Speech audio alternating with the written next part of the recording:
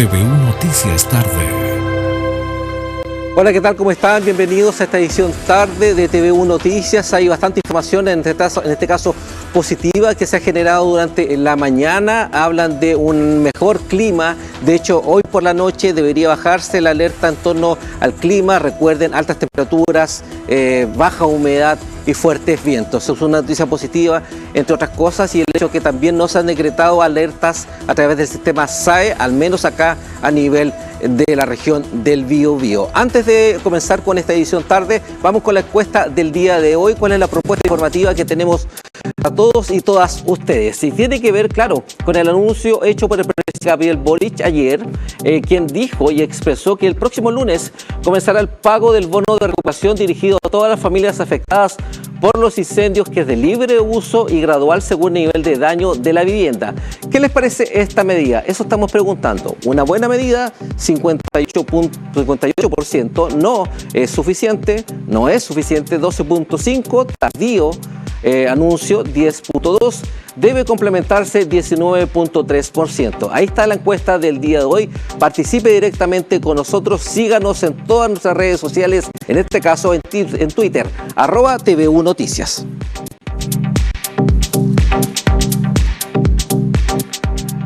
Bien, tomamos contacto a esta tarde con el alcalde de la comuna de Ningüe, en la región de Ñuble, don Luis Molina. Alcalde, ¿qué tal? ¿Cómo está? Lamentable la situación, las informaciones ayer por la tarde eran bastante complejas, masivas evacuaciones en Ningüe. ¿Cómo está la situación a esta hora de la tarde?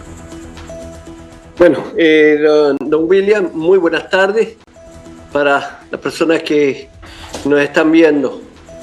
Que para mí no todavía es una buena tarde. Es una situación todavía complicada. Efectivamente, lo que usted dice, en el día de ayer tuvimos muy complicado la orden alrededor de las 5 de la tarde, cuando se nos comunica que deberíamos hacer una evacuación preventiva primero y por supuesto posteriormente una evacuación que fuera más masiva. Fue lo primero que se hizo, así que la segunda no se realizó. Estuvimos en alerta. Efectivamente el fuego estaba prácticamente llegando a nuestro pueblo, que es un pueblo que está a 45 kilómetros a la costa de la capital regional de la ciudad, que es la ciudad de Chillán. Es una comuna netamente de secano. Es una comuna campesina de 402 kilómetros cuadrados y donde viven 6.000 habitantes. Lamentablemente todo esto estábamos rodeados de bosque, y esos bosques hoy día nos están trayendo un tremendo problema. Entiendo que es un tema, por supuesto es una inversión, pero esa inversión, solamente pregunto a qué costo. De verdad que esto comienza el día viernes, el viernes 3 de febrero, aproximadamente a las 2:30 de la mañana, y ya llevamos 6 días con el día de hoy y no nos da tregua. De primera, lamentablemente nos atrasamos en tener la ayuda concreta, porque ahí es donde deberíamos haber parado esto. Lamentablemente había muchos incendios en la región y claro, yo creo que nos dejaron un poquito de lado, y sí, la ayuda llegó ese día, pero después lamentablemente no tuvimos el tema aéreo que necesitábamos para poder controlar, porque eran forestales en los cerros, que prácticamente es imposible de poder llegar, o si se llega con las brigadas que masivamente llegaron, eso debo reconocer, tanto de las forestales como bomberos, y también esos bomberos anónimos que son la ciudadanía. Llegaron muchísimo, pero no fue posible poder controlar hasta el día de hoy, viendo que todavía vemos con fuego, están trabajando las aeronaves acá en la comuna, pero todavía no es posible de poder esto pararlo.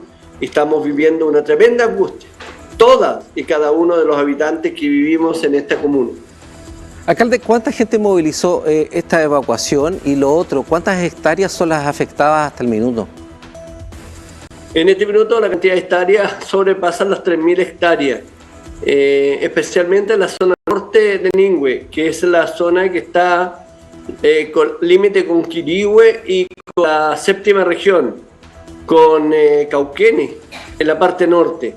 Y de hecho, ayer el incendio pasó a Maule, pasó a Cauquenes. Las personas que están en los albergues, tanto en Ningüe, que son especialmente del sector de Piedras Blancas, donde se inicia este incendio, algunas personas también del sector de Rincón. Acá en el albergue de Ningüe solo hay 12. Y en San Nicolás, donde le tuvimos que pedir al alcalde de San Nicolás que nos facilitara el día de ayer, hay del orden de las 15 personas. 15 personas que normalmente son adultos mayores, que están con discapacidad y que tienen que recibir a diario medicamentos o deben ser controlados por médicos o enfermeras. Yo no hace algunos minutos vengo justamente de San Nicolás, hice la visita a ellos y por supuesto le decía a la familia que tuvieran confianza, que están muy bien atendidos. Les di las gracias por supuesto al alcalde Víctor Hugo Reyes, que nos dio todas las facilidades. Está todo el personal de la comuna de San Nicolás ahí, con la gente del CEFAM, pero también nuestros profesionales de nuestra comuna, que ellos están a cargo de cada una de esas personas que están ahí. Quiero decirles que hemos recibido mucha ayuda, pero necesitamos más ayuda.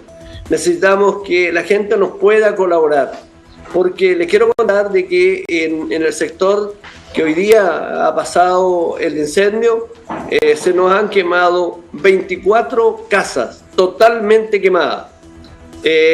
Damnificadas son más de 200, porque se les han quemado los cercos, se les ha quemado el acumulador de agua, pesebreras, bodegas, gallineros. Estamos hoy día sin cerco y eso significa un tema de vulnerabilidad para los vecinos y vecinos que viven en los sectores del campo. Usted entenderá, es como una persona tiene y su sitio no está cerrado. Los animales andan por todos lados porque no tienen ningún cierre y además el pasto que tenía se les quemó. Por lo tanto, la ayuda es pedirle a la gente que nos puedan donar fardo, nos puedan donar polines y alambre para hacer el cierre. Pero de igual manera quiero hacer un llamado para que nos ayuden, para que nos colaboren, por ejemplo, sacando o cancelando su permiso de circulación en la comuna de Ningüe. Es súper fácil, pueden entrar a la página nuestra, que es www.muniningüe.cl. Con eso, de verdad, nos pueden colaborar, porque estas familias ahora nosotros vamos a tener ayuda para trabajar durante el primer mes. Pero les quiero decir que nosotros vamos a tener que contener y preocuparnos de la familia durante los próximos 10 meses, porque no van a tener pasto los animales, porque no va a ser de un día. Estábamos escuchando al alcalde de la comuna de Ningüe. La situación es súper compleja, él lo mencionaba. Todo esto comenzó el viernes 3 de febrero a las 2:30 de la mañana aproximadamente en el sector Piedra Blanca. Estas imágenes que están viendo son de Ningüe. Y entregaba una información bien importante al alcalde. Si quiere ayudar, una buena forma es sacar el permiso de circulación ahí donde usted ve en el generador de caracteres, www.muniningüe.cl. Retomamos contacto con el alcalde de la comuna de Ningüe. Alcalde, ¿por qué siente usted que la ayuda ha llegado tan tarde? Lo mismo señalaba hace ya días atrás la alcaldesa de la comuna de Arauco, en el otro lado de la zona, en la provincia de Arauco. ¿Por qué siente usted que ha llegado tan tarde esto? ¿El gobierno está sobrepasado? Hablamos de un incendio que no se puede trabajar de buena forma. ¿Por qué? ¿Dónde está la respuesta? A ver, yo creo que no estábamos preparados. No soy ni ingeniero ni técnico para poder dar alguna receta. No estábamos preparados porque hoy día en la región de Ñuble tenemos, no sé si son 30 incendios en muchos lugares, y por supuesto que ha sido una cosa enorme por el caso de, por ejemplo, la comuna de Illón, el Carmen, Quirihue, Coelemu, Ranque, el Portezuelo. decir es mucho. Solo en el Valle Litata, donde esta comuna de Ningüe a la cual nosotros pertenecemos, son alrededor de 18 o 22 focos. Entonces, claro, el Estado, el gobierno fue sobrepasado. Entonces, los que tienen que decidir, tomar esas decisiones, tuvieron que evaluar, me imagino, dónde tenían que colocar todas las fichas. Y por supuesto que hay comunas que tenían mayor plantación, porque había más viviendas que estaban al borde de poder ser quemadas. Entonces, yo debo entender eso, pero yo solo decirle que yo voy a luchar siempre por mi comuna. Yo no voy a ver que lamentablemente cada uno tiene que ver y tiene que luchar por sus vecinas y vecinos. Y yo no voy a poder, entiéndanme por favor, que necesito que esto se haga lo más pronto posible, se haga rápido, porque ya son 6 días, no podemos seguir. ¿Y a quién voy a recurrir? Por supuesto que recurro primero al gobierno. Segundo, estoy diciéndole también a la empresa privada, porque ellos sí son responsables de esto, que han plantado los eucaliptos y pinos, y lamentablemente la ley les permitió hacerlo con unos cortafuegos que son de 4 o 5 metros, que no sirven absolutamente de nada. El ministro de Agricultura, que ayer llegó en representación del presidente Boris acá a la comuna de Ningüe, junto con la ministra de Cultura y las Artes, bueno, se hizo cargo de nuestra comuna, el general Jorge Salinas, y sin duda llegaron todos, y la verdad es que yo quiero decirles que por lo menos nos dieron confianza, nos dieron tranquilidad, porque ayer en un momento dado veíamos que nuestro pueblo podía desaparecer con un fuego que se nos acercaba cada momento más y más. Pero hoy día en la mañana al llegar, o durante la noche, fue calmando un poco. Pero durante la mañana, cuando llegué a las 7 de la mañana de vuelta acá a la municipalidad, estaba relativamente calmado. Pero a medida que fueron pasando las horas, y ahora, en este minuto, llegaron aeronaves muy temprano y no han dejado de trabajar, pero el incendio no da tregua y sigue estando muy cerca de nuestro pueblo de Ningüe. Alcalde, una última pregunta. ¿Cómo evalúa el hecho que se haya decretado toque de queda para su comuna? En eso lo está evaluando el general don Jorge Salinas. No he tenido reunión en estos momentos, seguramente en algunos minutos más vamos a tener eso para poder ver, porque él me dijo que lo iba a evaluar, cuáles iban a ser las medidas, que no iba a ser como un toque de queda que estamos acostumbrados y sabemos, pero que me lo iba a contar, porque la verdad es que no lo sé, no podría dar respuesta. Primero saber cómo qué medidas se van a tomar con este toque de queda acá en la comuna. Así que esperamos que en los próximos minutos vamos a tener esa respuesta. Bien, alcalde, gracias por este contacto. Quedamos con líneas abiertas hacia lo que usted estime pertinente. Fuerza a la gente de la región de Ñuble, en particular a su comuna. Y repito, gracias por este contacto. Yo le agradezco a ustedes, porque a través de ustedes podemos también hacer un llamado a los vecinos y vecinos para que también nos colaboren y nos ayuden. Limpieza en sus casas, tirar agua y preocuparse. Pero si llega el momento de poder pedirle que debemos abandonar, siempre va a estar primero de cuidar la vida. Solo agradecer a Dios que en este momento ha habido esta tragedia, pero no ha habido ninguna vida que se ha perdido. Nada. Accidentado muy poquito, lo demás de verdad que lo podemos resolver. Estamos de pie y vamos a seguir trabajando por cada uno de nuestras vecinas y vecinos de la comuna de Ningüe. Muchas gracias, muchas bendiciones a todos. Gracias, alcalde, que le vaya muy bien. Gracias por este contacto. Bien, cambiamos de tema. Seguimos analizando lo que está pasando con las comunas. Ahora volvemos a la comuna de Santa Juana, que ha sido el epicentro de estas tragedias acá en nuestra región del Biobío. ¿Qué pasa? Hay varias carencias, claro, que siguen y persisten, lo ha dicho la alcaldesa hasta el cansancio. Lo mismo con el resto de los alcaldes, el alcalde de Chihuayante, el alcalde de Quillón, la propia alcaldesa de Arauco, el alcalde de Florida, es decir, un sinnúmero de ediles, alcaldes con los cuales y alcaldesas con las cuales hemos conversado durante esta semana y la semana pasada. Claro, hay varias carencias en Santa Juana, una de ellas es el agua potable, pero hay emprendedores que están apoyando solidariamente y apoyando a quien hoy necesita y necesita bastante. Revisemos la nota. El acceso a suministros básicos como la luz y el agua han sido interrumpidos por la acción de las llamas. Mangueras, cañerías y quienes perdieron sus hogares han tenido que abastecerse de otras formas. La innovación ha sido clave. Él es Alejandro, cofundador de la empresa Clean Water, un servicio móvil de purificación de caudales que hoy se encuentra al servicio de la comunidad de Santa Juana. Es la primera planta de agua potable portátil solar de Chile con estas características, que también consume nuestro potabilizador de agua Clean Water, especialmente formulado para hacer cumplir la norma 409. El agente purificador se vierte en el agua, sumado al funcionamiento de los paneles solares. El motor a base de bombeo eléctrico genera que el agua pueda ser ingerida tanto por seres humanos como mascotas en solo 30 minutos. Mira, yo lo encuentro que fue una idea genial, porque en estos momentos la gente está toda sin agua, porque las mangueras se quemaron todas. Ustedes pueden ver que ahí hay una casa que lo salvamos de un milagro.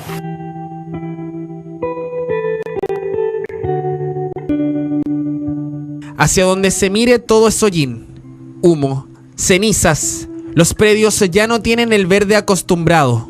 A esto se suma el temor de la comunidad. Dejar sus hogares también es preocupación. No quieren perder lo que quedó. La lejanía y la falta de luz ha generado que delincuentes ataquen las zonas afectadas.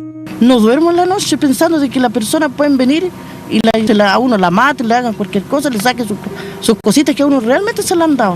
Todavía quedan animales, algunos salvaron sus animales y tienen miedo que les roben o que les prendan fuego a lo poco que queda. La mayoría de los habitantes de estos sectores se dedican a la agricultura y a la ganadería. INDAP ya anunció apoyo de más de 10.000 millones de dólares que irán en directa ayuda a usuarias y usuarios afectados de las comunas del Maule a la Araucanía. La emergencia no se concentra en un solo punto. Tomé es otro de los casos o comunas que lamentan esta tragedia. El paso de los días y de esta vista aérea permite ver la magnitud de esta catástrofe. Áreas que a pesar de todo quieren levantarse. Y ahí su ayuda, la del gobierno y privados, es vital. Estuvimos hablando de toque de queda con el alcalde de Ningüe y vamos a detallar todo a esta hora de tarde con Javiera Sangüesa, quien se está desplegando por varios puntos de la zona y quien estuvo muy temprano por la mañana en el COGRID regional que llevamos a sus pantallas en vivo y donde se habló de los toques de queda, se especificaron las horas también y en qué comunas. Son 8 comunas a nivel regional. Javiera, ¿qué tal? ¿Cómo estás? Buenas tardes. Ya tomamos y afinamos el contacto con Javiera Sangüesa. Repetimos, son 8 comunas, entre ellas, por ejemplo, Santa Juana, también Arauco. Recuerden, conversamos con la alcaldesa de Arauco también temprano y, entre otras cosas, criticó el hecho de que el actuar del gobierno había sido bastante tardío y no sabía si el toque de queda iba a servir o no, dado las horas en las cuales va a ocurrir, que va a ser entre las 11 de la noche y las 5 de la mañana. Entonces es una situación bastante compleja. Lo propio va a ocurrir también en la región de Ñuble. Vamos a revisar más adelante antecedentes con respecto a este tema, con respecto a estos decretos que todos emanan de la jefa y jefe, de Defensa Nacional. No los puede realizar el presidente de la República, Gabriel Boric. Lo señaló él ayer en su visita a la comuna de Santa Juana, donde señaló precisamente esto, que todo quedaba a cargo de los jefes de Defensa Nacional puestos en cada región. El jefe de defensa acá no es el mismo en la Araucanía, no es el mismo en la región del Biobío, no es el mismo en la región del Maule. Son absolutamente todos distintos. No sé si podemos revisar la gráfica, director. Vamos con la gráfica en este sentido, del toque de queda para la región del Biobío y las comunas y las provincias, cada una de ellas. Vamos con el toque de queda, información que entrega en este sentido la Defensa Nacional. Para la provincia de Arauco y Contulmo, seguimos avanzando de la provincia de Arauco, vamos a la provincia de Biobío, Mulchen, Nacimiento, esto a contar de este viernes, provincia de Concepción, Tomé, Florida, Santa Juana y también Hualqui, donde tuvimos un contacto a mediodía con nuestra compañera de labores, Javiera Sangüesa. Luego de esto vamos directamente a revisar el material que le parece director de Boric, del presidente Gabriel Boric, en su llegada acá a la comuna de Santa Juana, porque bastante tiene que ver la llegada de quien ven ahí. Es el ministro de Obras Públicas, el encargado, el delegado del presidente Boric, que ya van a ver en el plano, ahí lo ven más adelante, están a la espera en las autoridades regionales de la llegada del presidente, que se produjo cerca de las 6 y media de la tarde, quizás un rato antes.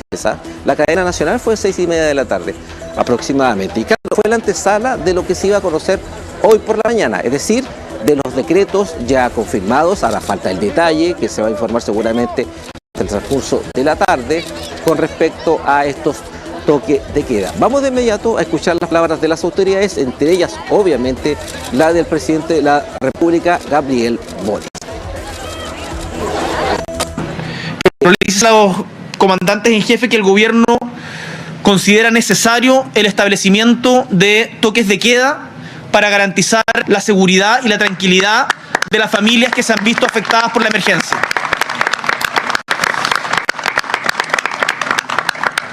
Estuvimos conversándolo, vimos los pros y los contras, y son los jefes de defensa, en este caso en la región del Biobío, el almirante Keitel, en la región del Ñuble, el general Salinas, en la región de la Araucanía, también un general de ejército a cargo, Castillo, el general Castillo. Ellos son los que van a tener que determinar específicamente en qué provincias, y si es que hay excepciones, se va a decretar y en qué horario. Constitucionalmente les corresponde a ellos hacer ese anuncio. Yo les anuncio hoy día que desde el gobierno nosotros estimamos que es pertinente porque necesitamos otorgar mayor seguridad. Y por lo tanto, los GEDENA, con quienes ya hemos conversado, la ministra de Defensa, Maya Fernández, conversó con cada uno de ellos. Yo conversé recién con el contraalmirante Keitel, que a la brevedad se va a hacer ese anuncio. Piden que les demos un tiempo breve, por supuesto. Entonces, ¿qué tenemos que hacer? Tenemos incendios todos los años y los incendios nos consumen la vida, nos tienen llenos de miedo. Campos de ceniza hay por doquier y estamos todos asustados, estamos todos en el suelo. Vamos a hacer la regulación. ¿Cuándo? ¿El otro año? ¿El otro mes? No, tenemos que pensarlo antes, porque vamos a seguir teniendo incendios y ya nos dimos cuenta de eso. Entonces es necesario que se sometan a priori a la regulación ambiental, que les digan cómo plantar, dónde plantar, que haya una normativa. Eso es muy importante. Y tercero es que debemos hacer una mesa de trabajo, porque debemos aprovechar esta oportunidad. Si no, otra vez vamos a estar como siempre. Y en esa mesa de trabajo, yo en la mañana cité en el punto de prensa a todos los alcaldes y alcaldesas del país, sobre todo a los de comunas pequeñas. Vamos a hacer una gran asociación y en esa asociación vamos a impulsar un verdadero cambio desde abajo. ¿Qué es lo que tenemos que hacer? En términos generales, como usted muy bien dice, la idea es aplicarla a las comunas que han sido más comprometidas, donde hay más daño y donde se encuentra una mayor cantidad de damnificados, que son, de acuerdo a la comunicación que hemos tenido con los diferentes alcaldes y alcaldesas, los que están sufriendo esta percepción de inseguridad producto del daño que sufrieron después del incendio. Esa fue la entrada de lo que nos va a informar. Ahora sí, afinamos el contacto con Javiera Sangüesa. Detalles del toque de queda ya decretado, ya informado a través de la delegación presidencial de acá de la región del Biobío. Javiera, ¿cómo estás? Hola William, nos encontramos en la delegación presidencial porque durante esta jornada se realizó un nuevo balance de los incendios forestales que han afectado a nuestro país ya hace más de una semana. Se reunió el ministro de Obras Públicas, Juan Carlos García, junto a la delegada presidencial, Daniel Dresser, también el jefe de Defensa Nacional, Jorge Keitel, y la general de Carabineros, María Teresa Araya, para poder evaluar la situación de los incendios forestales y también el toque de queda después del anuncio del presidente Gabriel Boric cuando visitó la comuna de Santa Juana durante la jornada de ayer, donde él anunció de que iba a solicitar este toque de queda para las zonas más afectadas. Al respecto, el ministro de Obras Públicas, Juan Carlos García, entregó un balance respecto a la situación de los incendios forestales que ya han consumido más de 154.000 hectáreas. Vamos a pasar a escuchar ahora lo que nos dijo. Tenemos 350 brigadistas en terrenos que han venido entre México y España. Tenemos 68 brigadas de CONAF y empresas forestales trabajando acá en la región y se mantienen las 22 aeronaves entre CONAF, las empresas forestales y el Estado Mayor conjunto que se despliegan en la medida que las condiciones climáticas lo permitan. Debido a estos focos de incendio, durante la jornada de ayer, 8 de febrero, interrumpieron la carretera, ¿cierto?, la ruta de La Madera por estos siniestros que estarían afectando en dicho lugar. Se volvió a abrir, así que las personas pueden transitar por ahí. Sin embargo, las autoridades llamaron a la precaución, ya que estos focos se siguen activando. Para esto, la delegada presidencial, Daniela Dresner, entregó otro detalle para dar a la situación sobre los incendios forestales que están afectando a nuestro país. Pasemos a escuchar. Tenemos disponibles 2.600 camas para albergados, de las cuales 721 están siendo ocupadas. Además, se entregan diariamente 2.000 raciones de alimento que se tramitan a través de Senapred a petición de los municipios y que también están disponibles en los distintos albergues y por las necesidades que los municipios han ido levantando. En este sentido, agradecer profundamente a los vecinos y a las vecinas que también han ayudado a las brigadas, a los bomberos, a distintos otros vecinos con alimentación y que están llegando constantemente con todas las ayudas que son las ayudas que se están levantando justamente para ayudar en esta emergencia.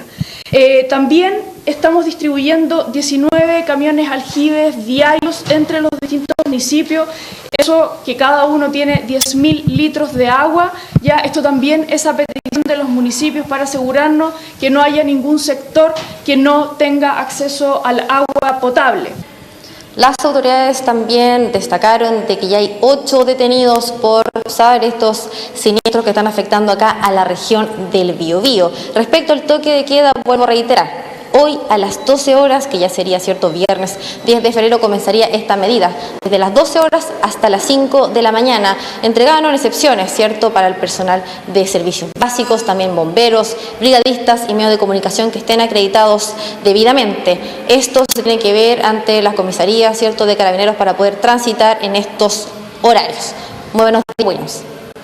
Gracias, buenas tardes, Javier. Importante información la que entrega, ya está definido, ya lo sabe usted, lo hemos informado durante el transcurso de todo este día. Vamos a hablar de una ayuda que nos llegó como canal y que se agradece bastante. El Colegio de Periodistas, también el Instituto de Previsión Social llegaron hasta acá, a nuestro canal, para hacer una entrega de kit de ayudas para los equipos que están trabajando directamente en terreno para reportear y llevar a sus casas la información de primera fuente. Lo hizo todo encabezado por María Eliana Vega, presidenta del Colegio de Periodistas. También lo hizo Cristian Paulsen, consejero y además miembro del Colegio de Periodistas, también con la representante del Instituto de Previsión Social acá en nuestra zona. Participaron de esta entrega Juan Carlos Kohler, quien está a la cabeza de las transmisiones de nuestro canal durante todo este mes y obviamente de estas transmisiones especiales.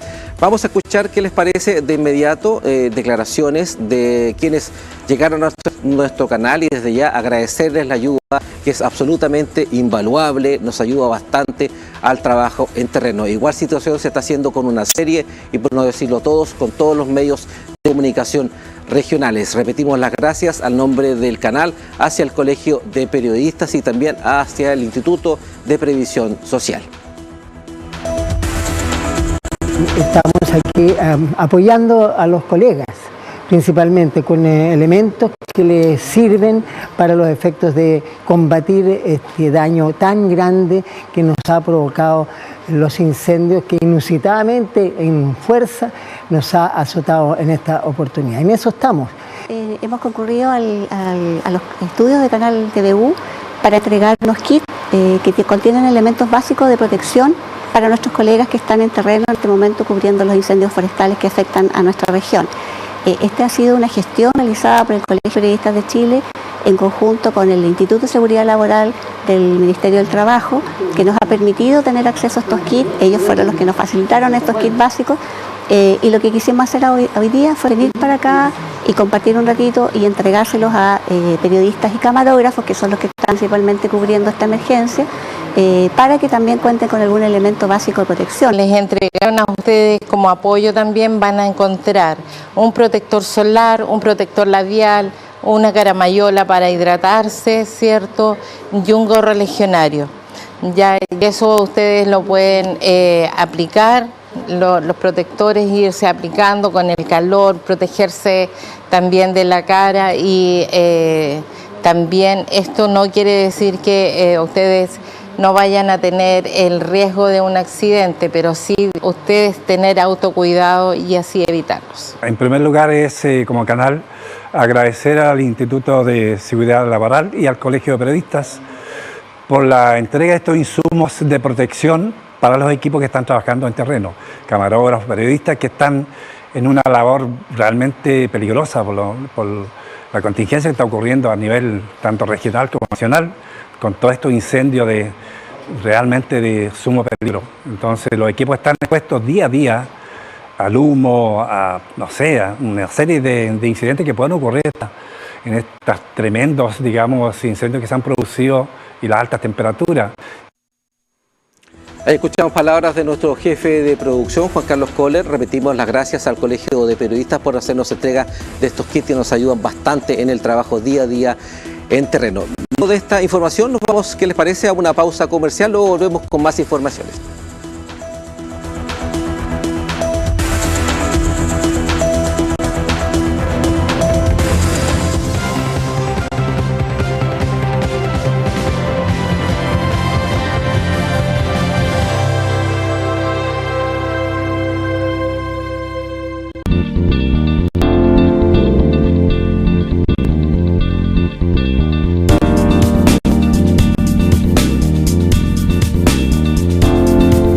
Es una reampliada todo el Consejo de Vicerrectores de Investigación de las Universidades del CRUCH y es relevante porque nos permite, por un lado, revisar cuáles han sido las acciones que hemos llevado a cabo durante el periodo en que me tocó presidir la comisión, pero también ver cuáles son las cosas pendientes que todavía tenemos que analizar.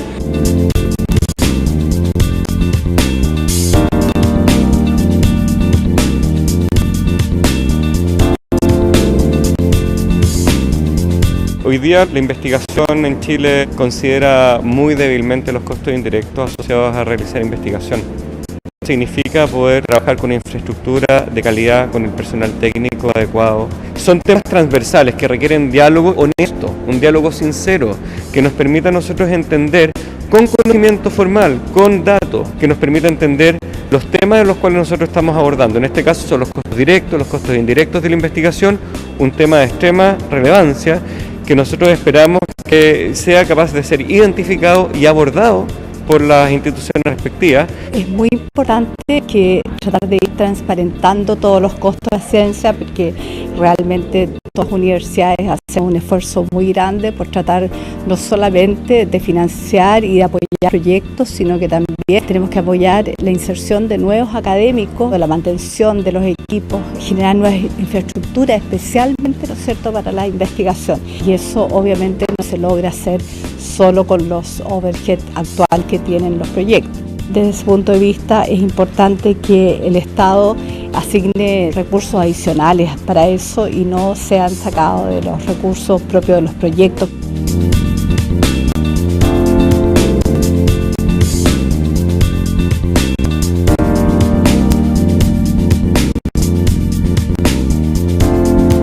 Para nosotros fue súper potente haber vuelto, porque si bien nosotros continuamos juntándonos durante la pandemia y resolviendo las problemáticas que se daban en conjunto como universidades del CRUCH, no habíamos podido evidenciar esta dinámica que se da en los momentos y en los espacios presenciales. Y lo que nosotros queremos transmitir, que al final está en el sentido de la colaboración y de hacer un mejor país en el desarrollo de la investigación y el emprendimiento y la innovación.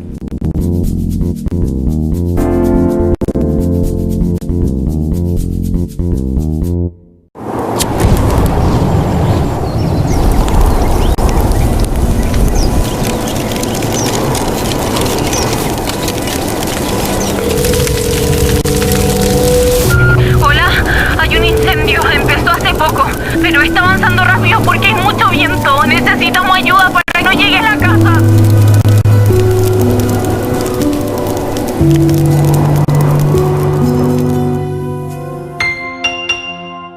De la primera a la tercera edad hay un plan de diferencia y Mundo Móvil tiene el perfecto para ti.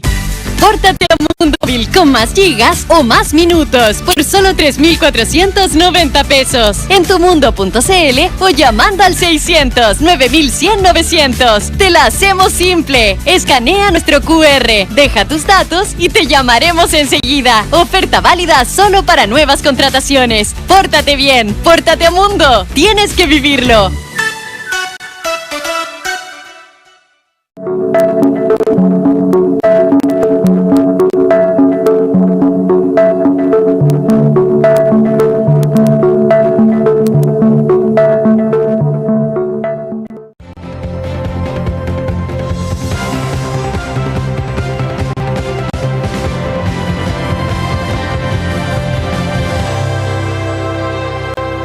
Volvemos luego de la pausa y esta vez para conversar, en realidad rescatar una entrevista que tuvimos hoy por la mañana con el ministro de Educación que nos visitó cerca de las 9 de la mañana. Recuerden, tenemos toda esta semana ediciones especiales de nuestro noticiero entre 9 a 10 y media de la mañana. Y conversamos varias temáticas, entre ellas confirmó sí o sí que en las localidades afectadas, incluso con daños en las escuelas, el año escolar va a comenzar en marzo.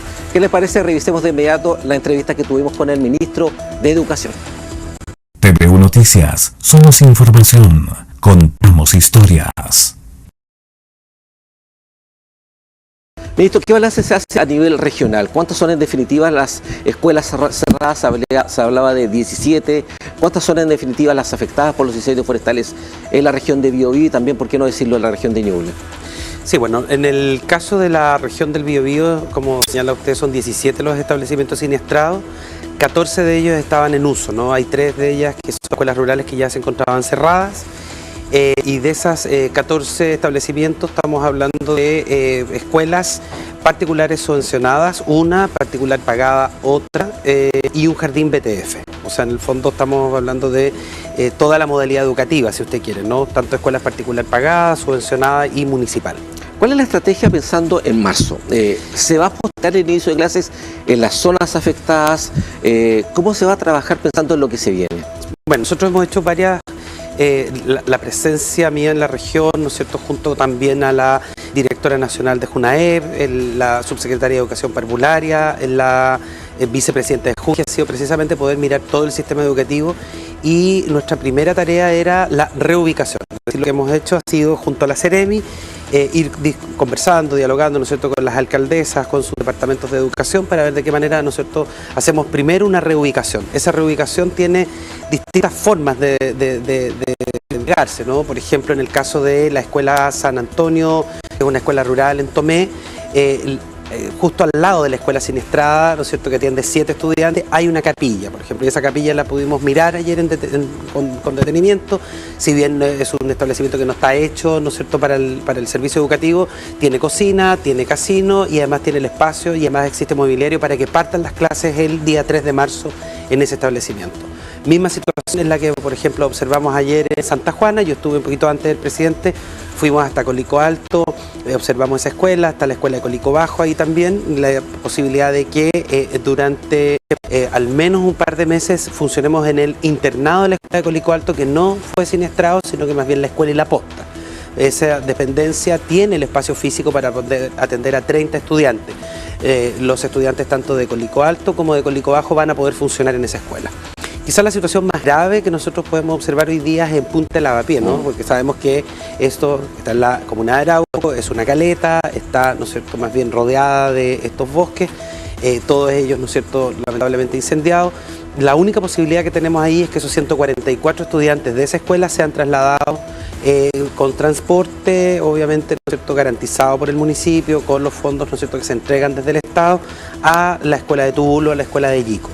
La idea, ¿no es cierto?, es que no exista un retraso en el inicio del año escolar y que todos estos estudiantes, que en total son 900 los de la región, puedan, ¿no es cierto?, comenzar su año escolar el día 3 de marzo, que es la tarea que nosotros hemos venido a desarrollar acá. Pero eso podría cambiar. ¿Podría un retraso o su idea es sí o sí partir en marzo con las clases en las zonas afectadas? Sí o sí partir el 3 de marzo, en el entendido, ¿no es cierto?, que existe infraestructura disponible, si bien no en el sector mismo o no en una infraestructura que esté pensada, ¿no es cierto?, para el servicio educativo, como la capilla, el internado, Esta es una situación no de la región, pero por ejemplo mirábamos en la Araucanía, en donde hay una posta que está muy cerca de un establecimiento siniestral, una posta antigua que está en desuso, que se puede utilizar, ¿no es cierto?, para una escuela que va a atender 7 estudiantes también. O sea, la idea es que parta el servicio educativo en la medida, ¿no es cierto?, en que tenemos la posibilidad de una cocina, a lo mejor no en el mismo lugar, pero sí cercana, con una buena y adecuada preparación de los alimentos, se puede llegar con la alimentación. O sea, asegurar el servicio educativo en términos de que los profesores tengan un espacio donde comenzar las clases, lo segundo, que tengan, ¿no es cierto?, la alimentación, y además de eso, proveer del mobiliario escolar y los útiles. Ministro, en el caso de la reconstrucción, pensando en eso, ¿qué se pretende instalar en las zonas afectadas, en las escuelas destruidas? ¿Van a ser escuelas modulares, muy simples, por ejemplo, las que se instalaron acá en el 2010? ¿En qué está pensando usted? Sí, aquí hay algo que es bien importante aclarar. La situación, hoy día, ¿no es cierto?, la solución arquitectónica modular ya no es la del terremoto del 2010. Hoy día estamos hablando de otros estándares, ¿no? Hoy día la solución modular tiene las condiciones que permiten un adecuado servicio educativo en términos de ventilación, calefacción, o sea, permiten un adecuado bienestar para los estudiantes. Esas soluciones modulares no son rápidas tampoco. Hoy día todas ellas implican obras civiles menores. Hay que despejar el terreno, en algunos lugares hay que demoler. Precisamente yo vengo ahora de una reunión muy temprano en donde estábamos hablando de qué manera podemos... La maquinaria está siendo ocupada hoy día en el incendio, ¿no? Y por lo tanto no podemos disponer de la maquinaria para poder o demoler o remover escombros, ¿no es cierto? Por ejemplo, en Punta Lavapié, donde el liceo, ¿no es cierto?, Jorge Valenzuela fue totalmente destruido. Sí, lo hemos llevado ayer en no tenemos semana. No tenemos ninguna posibilidad ahí, hasta que no tengamos, ¿no es cierto?, la remoción, porque no hay terreno en ese espacio. Entonces la única posibilidad de reconstruir la escuela nueva, no sé si modular inicialmente, a lo mejor, ojalá hacer el proyecto definitivo. Los proyectos definitivos de reconstrucción por los tiempos naturales, ¿no?, que eso toma, son 2 años, ¿no? Entonces, ¿qué hacemos? ¿Vamos a seguir haciendo viajar a esos estudiantes? No, lo que tenemos que hacer probablemente en una segunda etapa, después de la reubicación, solución modular. Obviamente, ¿cierto?, con los estándares que yo ya les he señalado, que son altos niveles, ¿no es cierto?, que tienen la posibilidad de durar años, y en paralelo comenzar con el levantamiento de los proyectos definitivos. Eso implica, ¿no es cierto?, que nuestra línea de conservación o reposición de establecimientos esté dedicada, ¿no es cierto?, y concentrada en la zona y en la región. Lo importante es que las familias tengan certeza de que las clases van a partir en marzo. Eso es muy importante. Después de la pandemia, la principal conclusión que tenemos desde el sector educativo es que en ningún caso los estudiantes tienen que quedarse en sus casas. La presencialidad es insustituible. La solución definitiva entonces sería de aquí a 2 años. En esta primera instancia va a ser zona por zona con estas escuelas modulares bajo los nuevos estándares que usted menciona.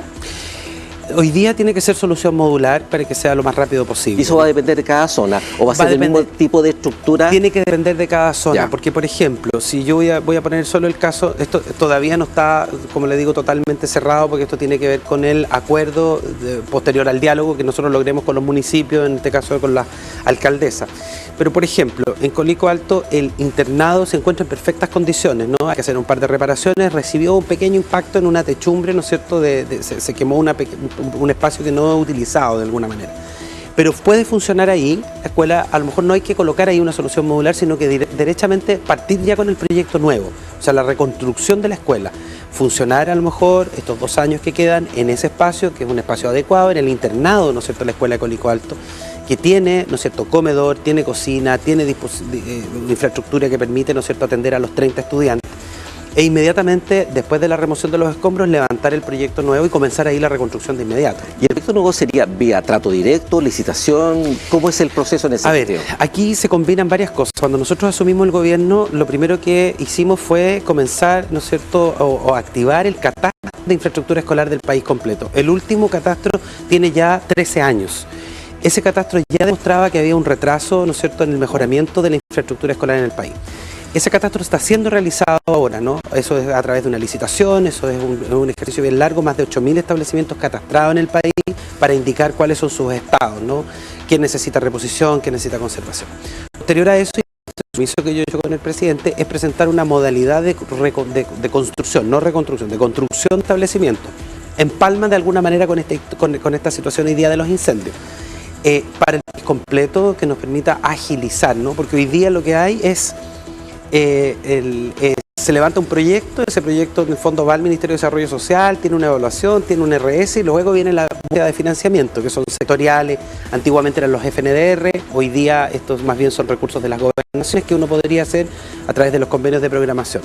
Nuestra idea es ofrecer precisamente estos convenios de programación, igualmente, ¿no?, para poder usar fondos regionales, pero también tener una política de construcción, no reconstrucción, construcción de establecimientos educacionales, a lo mejor junto al MOP, que nos permita, ¿no es cierto?, así como se levantan, ¿no es cierto?, la infraestructura pública de puentes, ¿no es cierto?, puertos, aeropuertos, una situación similar que nos permita, ¿no es cierto?, programar más allá de nuestro gobierno, en los próximos 10 años, bueno, ¿cuánta infraestructura escolar usted va a levantar en el país?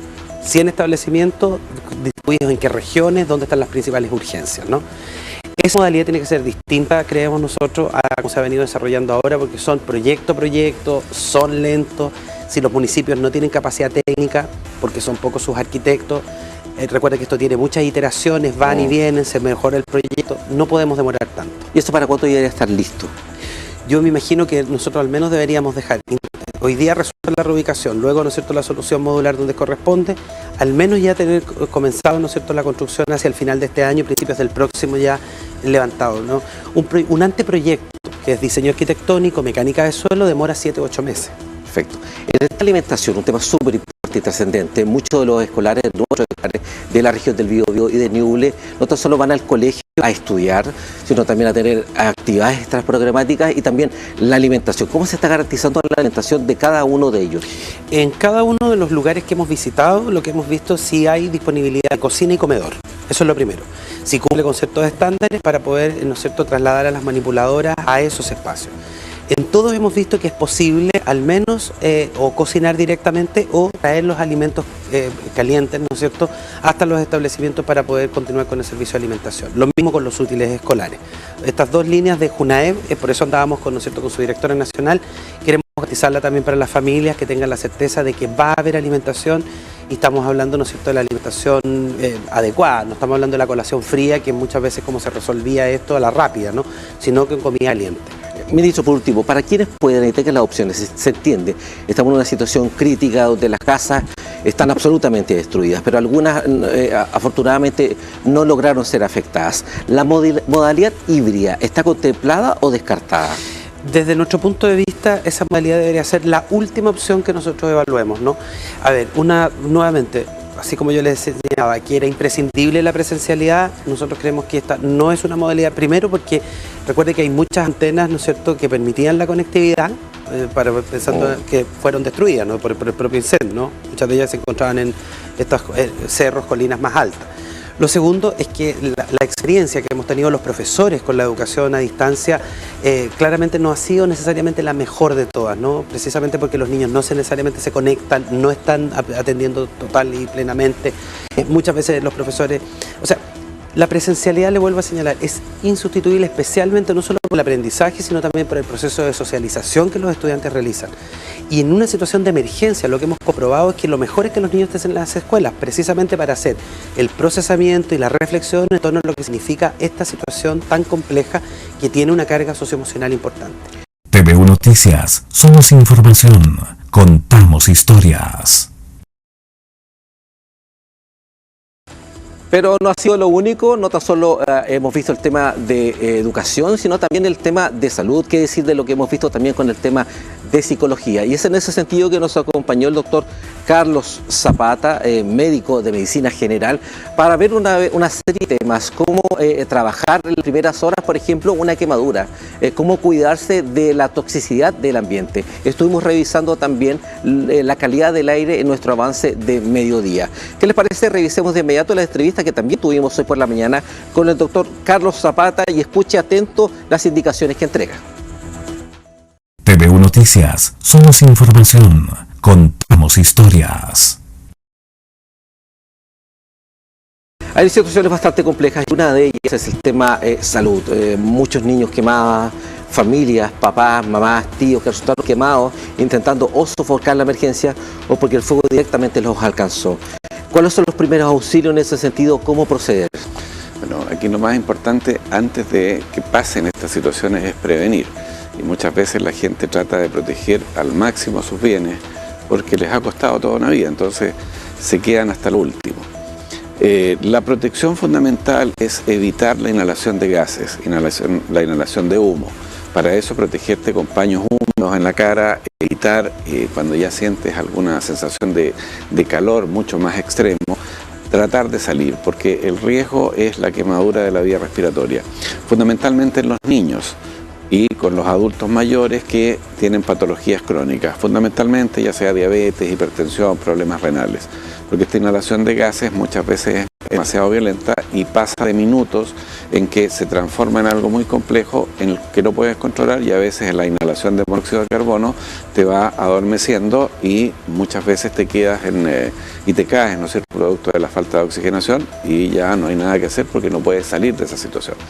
Y en el caso que ya tengas alguna quemadura o alguna situación de esta índole, poner paños con agua fría, nunca usar hielo porque el hielo también produce quemadura, por lo tanto usar agua fría en las zonas que están lesionadas, ponerte paños húmedos en la cara, tratar de evitar la inhalación de gases, hidratarte muy bien, porque además entre el calor del incendio, el calor que tenemos con el clima, obviamente hay que hidratarse muy bien, y eso requiere tomar líquido todo el día. Vamos hablando de por lo menos, si habitualmente uno debe tomarse 8 vasos al día, que son más o menos 2 litros, el ideal es 2,5 litros a 3 litros de agua diario para poder hidratarte y evitar que exista una deshidratación, la cual se incrementa con el calor y con los incendios. Doctor, ¿cómo reactivar a una persona que está complicada de salud por este aire tóxico que está respirando, que ya la vemos mal, que estamos a distancia, nos damos cuenta de ella? ¿Cómo socorrerla, cómo ayudarla?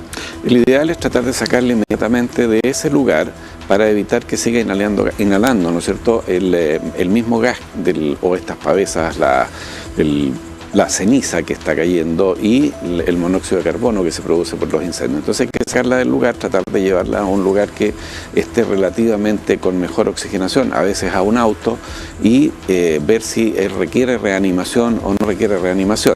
Si requiere reanimación hay que tratar de darla inmediatamente y partir a una unidad de asistencia, ¿ya? Si tenemos la capacidad de andar con oxígeno, obviamente colocarle oxígeno para poder reoxigenar sus capacidades, tanto cerebral como desde el punto de vista de todos sus órganos. Sin embargo, lo principal es tratar de ver su condición de conciencia. Si él está consciente, tratar de sacarlo lo más rápido posible a un lugar que no tenga la contaminación. Segundo, si hay un compromiso de conciencia, con mayor razón llevarlo a un centro asistencial lo más rápido posible. También ahí hay que ver las condiciones, ¿no es cierto?, de salida y de movilidad, porque muchas veces por tratar de hacer cosas, tengo el caso de alguna gente que ha ido a ayudar y que se ha metido por lugares para tratar de llegar y ha tenido accidentes, entonces, y al final es más complejo. Entonces, fundamentalmente, si tú tienes a alguien que está en el suelo, primero ver si está respirando, si está consciente o está inconsciente. Si está consciente, tratar de reanimarlo lo mejor posible, lo más rápido posible, con agua, con líquido, poner algo húmedo y sacarlo de ese ambiente a una zona que podamos oxigenar mejor. Si hay compromiso de conciencia, lo más rápido posible a un centro asistencial. ¿Cuánto acudir en la misma línea a un centro asistencial, a una posta, a un CEFAM, a un hospital, hablando de la quemadura, cuando la quemadura ya es grave? Cuando nos damos cuenta de que esa situación ya requiere sí o sí, ya no un primer auxilio, sino ir directamente a un centro asistencial y no perder tiempo. Correcto. Hay dos cosas que son importantes. Es cuál es la superficie de quemadura, porque muchas veces si la superficie es pequeña y la quemadura es superficial, es dolorosa. Cuando la quemadura es profunda, no tiene dolor. Y eso es mucho más complejo porque ya es una quemadura que tiene más riesgo. Y fundamentalmente la superficie corporal. Más que nada es la vía respiratoria, es la inhalación de gases vía respiratoria, también es compleja. Entonces, ¿cuáles serían los gritos de alerta? Primero, que tengas dificultad para hablar, porque eso significa que ya hay un compromiso de la vía respiratoria alta, ver en el organismo la cantidad de superficie quemada, ver si hay órganos vitales que están comprometidos, ver si la cara está con mucha quemadura, si hay flictenas o vesículas que te aparecen, ¿no es cierto?, para llevar de inmediato a un centro asistencial. Pero fundamentalmente es si hay compromiso de la parte respiratoria, porque eso te va a indicar que ya el riesgo es mucho peor. Una vez que está quemada la vía respiratoria vas a tener dificultad para poder respirar y eso significa riesgo de mayor mortalidad. Las quemaduras en sí, dependiendo de la superficie, hay que ver si son profundas o no. ¿Cuándo son profundas? Cuando no hay dolor, cuando la herida está muy compleja, mucha distensión, aumento de volumen y dificultad para movilizarte. Doctor, otro tema bastante importante. Lamentablemente en Chile estamos casi acostumbrados a automedicarnos. Y en ese sentido los antiinflamatorios han crecido mucho para atacar todo tipo de emergencia. Me duele algo, antiinflamatorio. Correcto. Tengo un dolor, antiinflamatorio. Me imagino que esas situaciones hay que obviamente mantenerlas a raya, sobre todo en este tipo de situaciones y sobre todo cuando hay niños afectados. Exactamente, lo que pasa es que el antiinflamatorio es muy bueno cuando se indica en el momento adecuado, pero si tú tienes algún problema puede ocultar sintomatología. Entonces un niño que está comprometido, que está con dificultad, con mucho dolor, tú puedes darle un antiinflamatorio y puedes atenuar una situación que puede ser no solamente producto de la quemadura o producto de la inhalación de gases o producto del estrés o de algún alimento, sino que puede tener un dolor abdominal que a veces puede pasar desapercibido, puede ser una apendicitis que termine en una peritonitis, ¿no es cierto?, si tú haces un enmascaramiento de la sintomatología. Por otro lado, el uso de antiinflamatorios también indiscriminado produce problemas digestivos, o sea, puedes terminar provocando una herida digestiva, una gastritis, incluso una úlcera, y obviamente ocultar mucho la sintomatología de dolores, si hay alguna lesión que esté ahí gatillada y que esté escondida y que empiece con dolor, a veces un dolor de cabeza, a veces con un dolor abdominal, y el uso indiscriminado de ello va obviamente a ocultar esos síntomas y vas a llegar tarde a poder determinar alguna cosa que sea mucho más compleja. En situaciones críticas como lo que estamos viendo, de total fuego por todas partes, poco acceso a alimentos, ¿cuáles son los alimentos que sí o sí deben estar? Usted ya lo mencionaba, hidratarse regularmente, pero en el tema de la alimentación. Lo importante es tratar de ver lo que tú tienes a mano, porque de repente también, como tú estás muy bien diciendo, no tienes acceso a llegar a lugares para comprar cosas. La fruta y las verduras, eso es fundamental, porque te vas a hidratar y vas a mejorar un poco la capacidad, ¿no es cierto?, de alimentación. Tratar de alimentarte a tus horas, tratar de ser lo más equilibrado posible dentro de las condiciones que tú tengas. Si tienes carne, si tienes pollo, si tienes pescado, si tienes algún alimento, ¿no es cierto?, de tipo vegetal, los verdes como las lechugas, el brócoli, estos alimentos que te ayudan. Hay cosas que te van a hidratar, las sandías, ¿no es cierto?, las naranjas, los kiwis, que tienen una serie de elementos de vitamina que también van a permitir alimentarte de mejor manera. Obviamente todo dentro de un esquema de control. Y más que nada, harto líquido. Fundamentalmente mucho líquido porque la hidratación es básica. Y el resto depende mucho de las condiciones que tú tengas y de los alimentos que tengas en tu casa, porque a veces no se dan ni las condiciones de acceso ni las condiciones económicas como para poder ir, ¿no es cierto?, y comprar una serie de cosas que te permitan alimentarte bien. Entonces, mucha gente en estos campos tiene huertas, tiene alimentos que son propios de ellos y que si los tienen, utilizarlos. Es decir, el tomate, la lechuga, y te vuelvo a repetir, las verduras y las frutas que son fundamentales para poder hidratar. La sandía ayuda bastante. Y por otro lado hay que tener cuidado también en pacientes que son diabéticos e hipertensos, ¿no es cierto?, la cantidad de sal o la cantidad de azúcares que tú ingieras. Pero lo más importante es tratar de comer a ciertas horas. El ideal es cada 2 o 3 horas y no comer después de las 20 horas y mantener una hidratación adecuada para evitar el riesgo de complicarte con la falta de oxigenación, la falta de hidratación y obviamente tener energía suficiente para poder enfrentar la situación. Y por otro lado, cuidarte dentro de las casas cuando hay mucha liberación de la contaminación, de la polución que se produce debido a los incendios y a todas las sustancias que quedan circulando en el aire. Doctor Carlos Zapata, gracias por conversar con nosotros. Es bastante trascendental conocer de cómo actuar ante situaciones críticas de catástrofe como la que estamos viviendo. Gracias por estar con nosotros. No, gracias a ustedes por la invitación. Nos preguntan desde dirección, ¿el uso de la mascarilla sí o sí? El uso de la mascarilla sí, y fundamentalmente en aquellas zonas que tienen mucho más polución. Y lo otro que es importante es que frente al ejercicio, de repente hay muchas personas que salen a hacer ejercicio, ya sea en bicicleta, practicar deporte, fútbol, tenis, etcétera, es que si tú, el ambiente cambia muy rápidamente. En algún momento puedes estar practicándolo y ves un cielo claro y de un momento a otro eso se nubla. Hay que tratar de evitar la práctica deportiva en ese momento porque la inhalación de la ceniza, la inhalación de estos gases puede provocar alteraciones de la vía respiratoria. Entonces es fundamental ver las condiciones a las cuales te vas a enfrentar para poder practicar deporte, que eso también es importante. TVU Noticias, somos información. Contamos historias. Bien, así comenzamos a despedirnos en esta edición tarde de TV1 Noticias. En la producción periodística, Ana María Pacheco, Rodrigo Landaeta. En la edición, Yasna Núñez y Alejandra Carrillo. Manténgase como siempre en la sintonía de TVU. Esperen nuestro noticiero de las 20 horas. Chao, que estén muy bien.